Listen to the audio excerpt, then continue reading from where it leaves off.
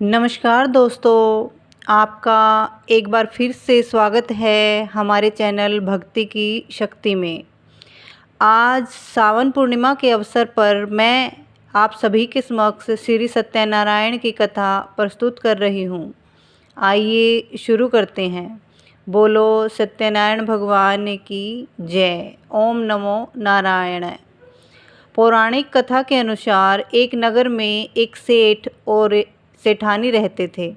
सेठानी रोज़ भगवान विष्णु की पूजा किया करती थी और सेठ जी को उसका भगवान विष्णु जी की पूजा करना बिल्कुल भी अच्छा नहीं लगता था। इसी वजह से नाराज़ होकर सेठ जी ने अपनी पत्नी को घर से निकाल दिया।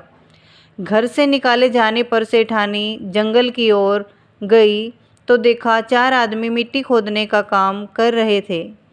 उन्हें देखकर सेठानी ने उनसे कहा कि भाई लोगों, मुझे नौकरी पर रख लो।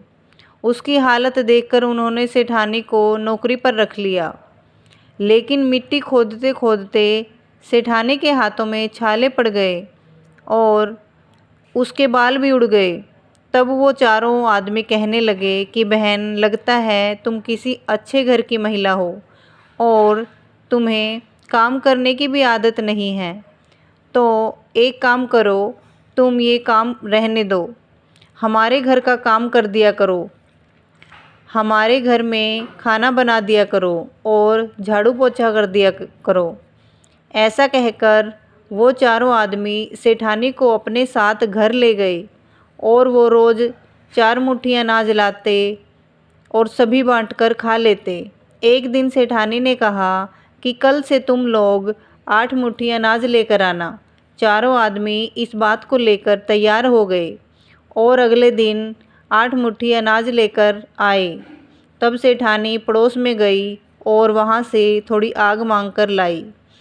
तब उसने भोजन बनाया। सबसे पहले विष्णु भगवान जी को भोग लगाया और उसके बाद सभी लोगों को खाने को दिया।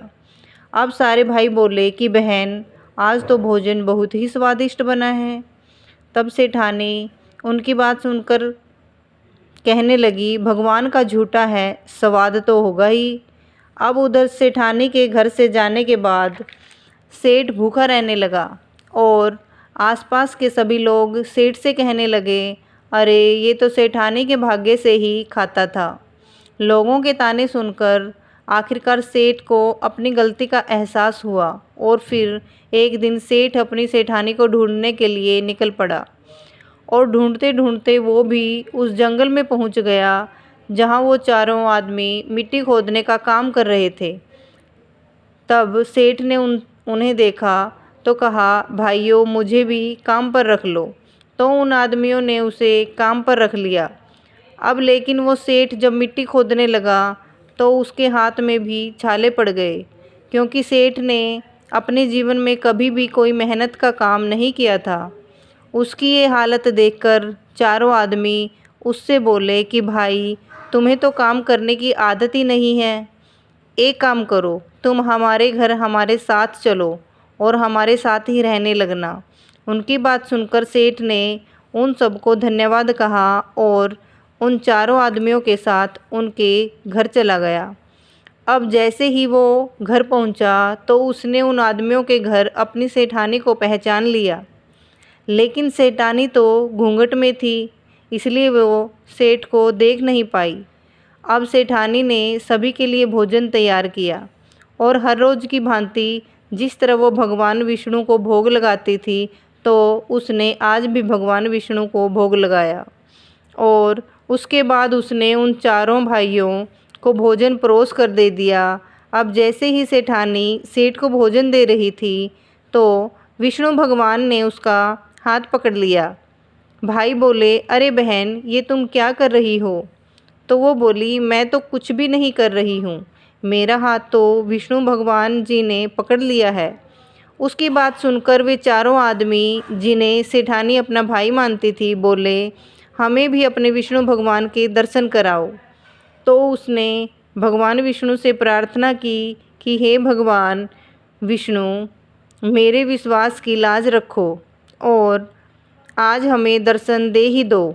इस तरह सेठानी के प्रार्थना करने पर भगवान विष्णु उस पर प्रसन्न हो गए और तब भगवान विष्णु ने प्रसन्न होकर सभी को साक्षात दर्शन दिए। तब सेठ को सेठानी पर विश्वास हो गया और उसने इस प्रकार सेठानी से अपने व्यवहार के लिए क्षमा मांगी और सेठानी को अपने साथ चलने के लिए कहा। तब उन चारों आदमियों ने अपनी बहन को बहुत सारा धन देकर विदा कर दिया। अब सेठानी के साथ साथ सेठ भी भगवान विष्णु की रोज़ पूजा करने लगा और दोनों ही समय उन्हें भोग भी लगाने लगा। अब तो सेठानी के साथ मिलकर विष्णु भगवान के व्रत भी रखने लगा। विष्णु भगवान के आशीर्वाद से उनका घर धन धान्य से भर गया। हे भगवान विष्णु, इस कथा को सुनने वाले, हुंकार भरने वाले सभी भक्तों के घर धन धान्य से भर देना और उनके घर में किसी भी प्रकार की कोई कमी न रखना। बोलिए विष्णु भगवान की जय।